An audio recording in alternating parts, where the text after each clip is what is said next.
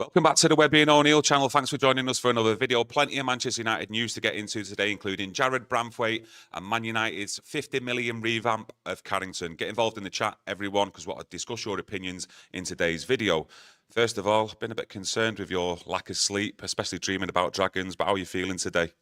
I'm feeling fine, but to be honest with you, I've got to share this mad one I've had. I don't know where it's come from, but I've actually found someone to put a bet on with today, this morning, that Scott McTominay will score more goals than Harry Kane in the Euros. Don't ask me why, but that's what's been in me head. Now I've got rid of it. So let's see what happens. Some of you out there might think I'm mad, but it is a mad thought. But I've put the bet on. So Scott I am feeling fine. McTominay to score more goals in the whole tournament than Harry Kane. Yeah, Harry Kane won't get the ball.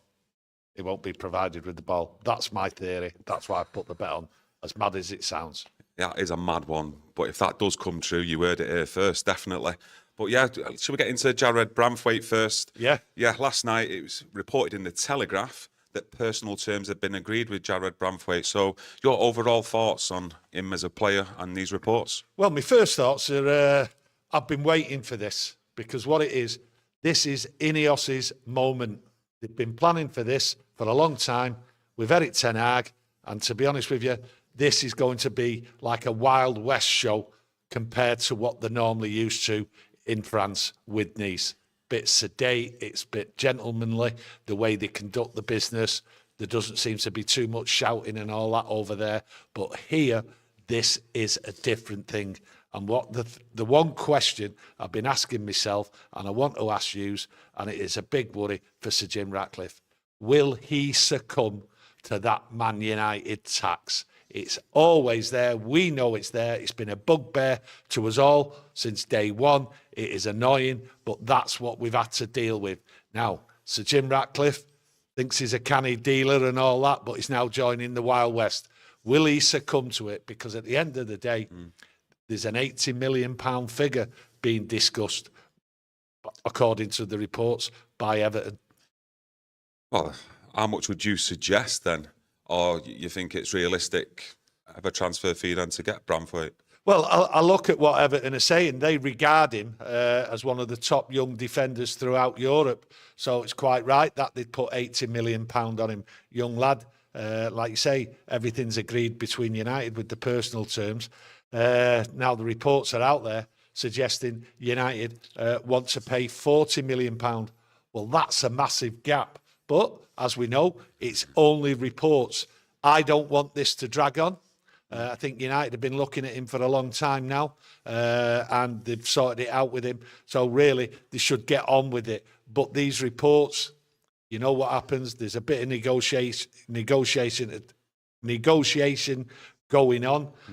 So you'd really hope. There's a lot going on at their football club as well, whether it's being sold and all that. So they've got big things going on at Everton as well, haven't they? There's big things going on, but the thing is, this has been planned by all accounts. So you expect them to sort the bid out, get the dealing done. That's what we want. We don't really want this to drag on. We've seen deals drag on. And like I've said, they've been planning with Erik ten Hag, so they've targeted him. And you have to say, we desperately need centre-halves. I do believe we need two. Now, this kid fits the bill, young, all accounts out there. I've watched him a couple of times, think he's a good player. So at the end of the day, this kid is just what Man United need. Young, ambitious, and he wants to perform. And United believe that they've got a great centre-half there. They've agreed personal terms. So for me, what's going on here now is, will they haggle? Because it is coming, that Man United tax, and will Sir Jim Ratcliffe succumb to it? And I think that might be the sticking point. 80 million, 40 million, massive gap. So a lot of talking to be done. Do you think he comes in here and is a first choice? Or do you think he's going to be behind, let's say, Martinez? Or do you think Manchester United will look for another centre-half to play alongside Martinez, and you'll just see maybe Branthwaite play roughly around that 15-game mark next season? Because it's still a lot of money to pay for someone who's not going to be first choice, surely. I mean, if you're going out there and you're paying £80 million for a centre-half, you don't want him to be on the bench. You pay that sort of money straight in there. I mean, he's had a tough season Okay, actually, a successful season with Everton. They've really battled. They fought. They've had everything against them, 10 points, 4 points, whatever it ended up, deduction. But they battled through absolute carnage and chaos, and the kid's done well. And the reports, and obviously a couple of times when I've seen him, he's done well, defended well, interceptions and everything.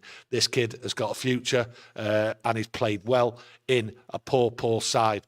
Defended a lot, been very good at keeping clean sheets and conceding a lot less goals than people actually thought. And he's been the mainstay in that Everton side. So you'd want him to come straight in, be absolutely madness to pay that much money for a player and put him on the bench. Yeah, just diving into the chat. Mega Treble says, "Hi lads, I'd buy Branthwaite and Dillett and put Martinez as a defensive midfielder." Prodby says 40 million is the max we should pay in my opinion. The Life of Riley seems to think 80 million for Branthwaite. They're taking the mick, and he actually thinks he's a Maguire 2.0. Well, that's his opinion. You know, 80 million, yeah, they might be taking the mick. Strong there, though. Yeah, they might be strong. They might be taking the mick, but it's the United tax. That's what I'm saying to you.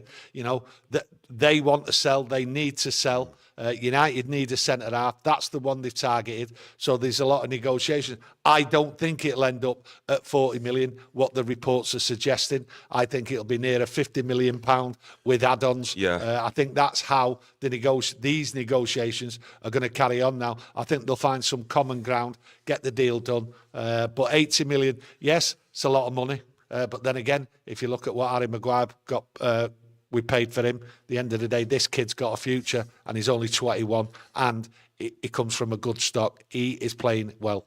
Yeah, I've seen David Ornstein tweet last night as well about Yoro from Lille, but Real Madrid look like the favourites to actually get his signature. So I'm just wondering, are United also in the market to get a second centre half, or have they gone for Branthwaite now, knowing that they're not going to get Yoro from Lille?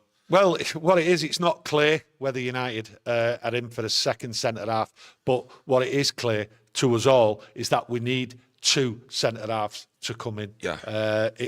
The centre-half position, there's too many people carrying injuries and they're recurring. And if you look at Harry Maguire's turned round and he said he has to now change his lifestyle according to his injuries, looking after his body, doesn't expect to play that many games, so he'll be on the bench. But two centre-halves, is it feasible for United to go out there and get two centre-halves? I look at it this way, okay? What is Man United's transfer budget? To me, it's anyone's guess. I've looked round there and people have come out. I've looked at stories there. United have got 30, 35 million, 40 million to spend on transfers. I mean, that's madness when you think about that, 35 to 40 million. How are you going to get all the players based on them reports? But like I say, they're only reports. And then I look at reports telling me, oh, United have got 140 million. You know what I mean? I mean, these are reports. It's madness, you know, batters your head and everything. So you have to take it with a pinch of salt. We don't know what it is. I think what you have to look forward to here, right, is, yes, the negotiations about Branthwaite will go on, but what you want to see is the opposite. They've been planning Ineos with Erik ten Hag, and what they should have been planning for is the early exits of players what are here at United, and then they could have a reasonable idea of how much money they will have to spend by getting money in on players they need to move out. That's the priority this week and next week. Negotiations can go on, personal terms can be agreed with certain players, right? And then when they've got a good idea of how much money they're going to get in, I think then they'll be able to strike easier. But where the money is, how much we've got, is baffling at the moment. I don't think anybody knows. I think you just toss a coin in the air and just pick out a figure. But for anyone really to say, we've got this to spend on players, I think he's got his head in the clouds. Sim says, I thought these new owners wasn't going to get the pants pulled down. Branthwaite is a £30 million player, and that's too much. I did also see some reports, like I say, you take him with a pinch of salt, whatever you do and don't believe, but he's on roughly about 40 grand now at Everton, and Man United will be looking at putting him on to around about 160 grand a week. Well, you come to Manchester United, Different world, isn't it? Your pay goes up there. And the thing is, if he's coming to Manchester United, okay, then he's coming to play in the first team. But shouldn't he have to work for that first? That kind of money, a huge amount of money. And shouldn't he have to come here to Manchester United on a similar wage, maybe just double his wage to 80 grand a week? But then that 160 grand, shouldn't he have to work for that here at Manchester United first? 40 grand at Everton, okay? Compared to Manchester United players, it's peanuts in the first team, okay? He can't come here. Because hasn't that been a problem in the past with a lot of the young players that we've bought? They've come here to Manchester United and they've been made to feel like they've already made it, given a huge contract, and they've not really worked for it. And I'm just thinking to myself, we don't want to go down that line again with these young players. We want them to work for it and actually show everyone why they're here at Manchester United first, and then the money will follow. It's not that they've not earned it, they've not achieved anything. Yeah. I think that's that's a better word for it. I think when you're getting paid maximum money and you've not actually achieved anything. But the thing is, he is there, he's coming, he's 21 and he wants to achieve. We've got youngsters there what have gone into the first team squad and their wages have either doubled or trebled. There's a ceiling where it starts in that first team, and as soon as you come into it, that's the expected wage. It's not something where, oh dear, he was on 40 grand at Everton, just double his wages. It doesn't work that. You look at Everton, right, and their structure, the way they've got it, the income they come in, it's based on what comes in, and there's a level, and that level seems to be 160 grand, 21-year-old, and let's get him in. Let's give him the money. He's there. He's good enough to start in the first team. So you can't just give him £80,000 a week. I mean, if you look there, sorry to interrupt. Do you think, especially like with last season or years just gone by, when we're actually buying players from other football clubs, when they're signing these new contracts, should we start putting a lot more, performance-based bonuses in the contracts, so they actually then do have that to want to achieve things as well, not just the medals, but want to achieve things, and so they get that extra money as well? Okay, you talk about transfers, talk about the contracts and all that, and bonuses, this and that. Okay, it could already be in players' contracts now, but from all reports, when you do read them, we don't really get the ins and outs of it, and you can understand why, because it's personal information. But it wasn't in Phil Jones's contract, wasn't it? Any bonuses for performance related and all that? He should have been cut down to £10 a week because he was never playing. Then you look at Anthony Martial, the contract. Look, the contract's what, in my opinion, and a lot of people out there, and I think also yours, the way contracts were given out and all that for when people signed them and then re-signed, absolutely madness. And then you look at buying players with transfers and the amount we've paid and the quality of some of these players, not just under Erik ten Hag. I'm going back over the last 10 years. I've been absolutely disgraceful. I'm like I go back to the beginning. This is Ineos's moment, okay? Yeah. They've been planning for it, okay? And they don't want their pants pulled down. But it's a different world to what they're used to. So it's going to be interesting to see. Yeah, we don't like to have our pants pulled down, get it smacked. But that is the reality of what's happened here at Manchester United. They're bringing something new into the club. Let's hope they bring something new into the way they deal with transfers and players' contracts and that. But at the end of the day, I just want a player here. I want a quality player here, and I want him to perform. That's my main priority. When you talk about his wages, this, that, and the other, really, I tend to think, leave that to other people. I just want the right players here, and I want the right structure. Yeah. And Ineos have said they want best in class. They are best in class. That's how they look at themselves. We know what we're doing. Well, this is the moment in time now. This is a big transfer window, this summer one now, to gauge how Ineos approach it, how they deal with it, and how successful Erik ten Hag is in getting the players he wants. So it's very, very interesting, but a tough one, because the shock will come when he realises what that tax is. Yeah, the thing is, I've just seen a comment in the chat there. Crooner says, Talk Spite are doing their usual snide routine by saying that United are desperate to buy Branthwaite. And they'll probably be adding stories on, like, will he solve Manchester United's defensive problems, heaping more pressure on a young lad? And he's going to get a lot of pressure when he does actually sign here for Manchester United. Well, these media outlets, what they should have said is basically what I've said. They're getting a 21-year-old with potential, a good, solid player, okay, what can fit straight into the side, a lad there, what's going to do the business, but they don't want to say it that way. Man United are desperate. How can they be desperate? Negotiations have been going on. They've been amicable with the player. They seem to know what they're doing. Now, all it's down to is the actual figure, what they're going to pay. Will they be desperate? Will they pay the high figure? Will they stick to the guns? But United aren't desperate with this Branthwaite discussion, with this transfer. They've just identified him, worked on it, and said, right, he's the player we want. Let's go and get him. Let's sort out the personal terms. That's been done. And now let's negotiate. What's desperate about that? But that is how the media, we've talked about it a couple of times now, that's how the media is coming at United. They're not going to come at United in a nice way. It's all negative. Yeah, I agree with Paul James in the chat. Ineos said no Galacticos. Branthwaite isn't a Galactico, but the price tag is. Well, and like you're saying about negotiations, trying to get him right back down to where you think is £50 million reasonable. I think £50 million reasonable. Just said that £50 million is reasonable. Yeah.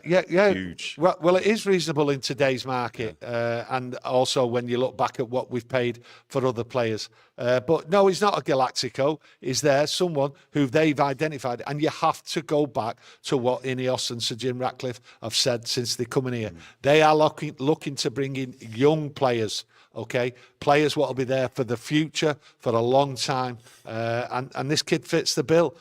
Why the media aren't reporting that? We all know why, because they want a downer on Man United. Do you expect any of the centre halves to leave who we've already got this summer? Obviously, we've had Varane already leave. But do you expect your Maguire, your Lindelof? How do you think they'll still be here? No, I don't expect them to leave, because the problem is we go back to money. How much money have we got? We don't know. Yeah. I don't think there's a great amount there, but I don't think there's pennies neither.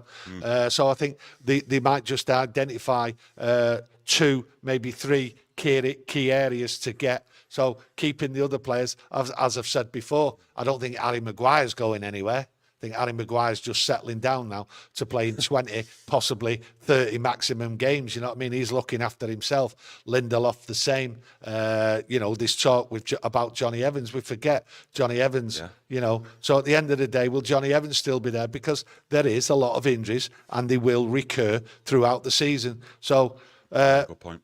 We need to, but the problem is we're not getting rid of other centre-halves like Maguire. If the signal comes that Johnny Evans, I'm not too sure what the negotiations are at the moment, but it'll be quite clear to everybody. If Johnny Evans signs a contract for 1 year, okay, we're not getting 2. That is a clear indication of just one centre-half. So looking at that, if that's how it works out, then Branthwaite is the only centre-half we're getting this summer. Yeah, it'd be interesting to see Branthwaite and Martinez starting alongside each other. Yeah, that'd be really good. Yeah, no, it will be. I think is he both-footed? I've always normally seen him play though, using his left foot predominantly though. Look, I've seen him play, but I've not studied him. Yeah. Okay, so I'm no expert. I remember watching him closely with you when they played here in March, Everton against us. But apart from that, it's just little bits and pieces. I've got to be honest with you. Listen, I think the young lad will look at Martinez and go, he's not played next. I don't think he's played next to somebody of the character of Martinez. He's a different beast, Martinez. He's a fighter, he's a warrior, and he'll look at him. And I'm without a shadow of a doubt, he would have seen how Martinez performed. Yes, he's played only about 11, 12 games the season just gone, but he also would have looked at that FA Cup final and thought, I definitely want to be next to this man. So that, to me, is good going forward. Training ground. There's a revamp coming and it's £50 million. Your thoughts on this? Well, I said it the other day. It's key. I did say it was key. Carrington going forward, the key to the future. Get everything right in there, and everything else really should fall into place. But £50 million for the whole of Carrington being revamped, quite rightly so. And really, we all know it's deteriorated. I mean, I go back to it again. Ronaldo told us. He told us clear as day what a mess this was. And at the end of the day, when Sir Jim Ratcliffe went round there with Ineos, they just called it a pile of crap, really. And that's what it's been. There's been no investment in there for 10 years, and it's been a disgrace to let it get in the state it has for what you would call elite sportsmen. But if you look around and you're going into your workplace and all you see is crap round you, you don't really think you're at the top level in your workplace if the manager or the people what own it just leave you in crap. That's how I look at it.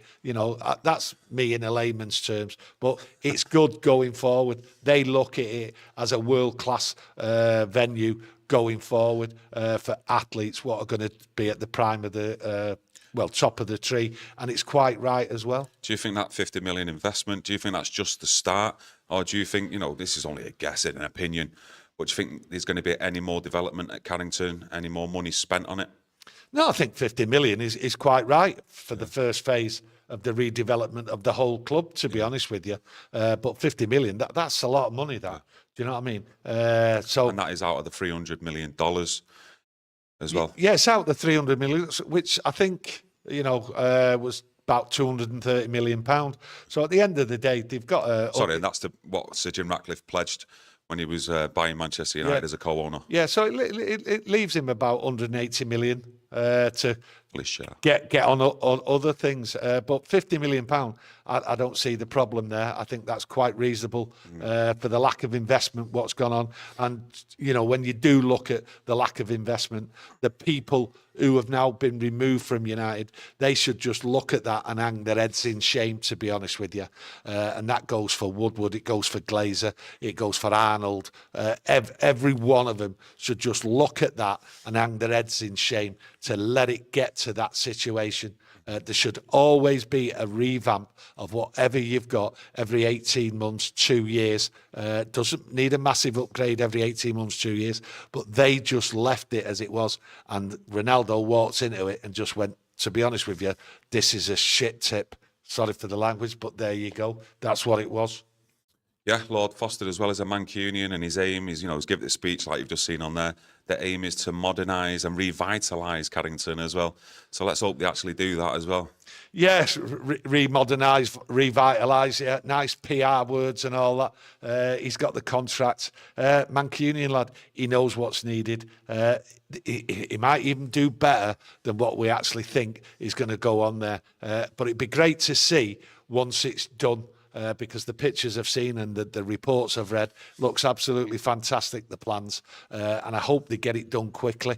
How long it'll take to get it fully done, I'm not too sure, but I'm sure that the players, when they come back and they're walking into it and they see the plans at hand, because I'm sure they'll have them there for the players to look at for the future. Here's what you're going to be walking into soon. Have a look. I think they'll be over the moon, and give them a little bit of an extra step in the walk when they come in. Yeah, maybe we'll hear some news as well surrounding Old Trafford itself, the stadium. Ooh. If we're going to be moving away from the actual site or whether it's going to get refurbished. But I'm sure we'll be all looking out for that news as well when it does arrive. So I'd just like to thank everyone for joining us today, getting involved in the chat with all your different opinions. It's been popping off in there.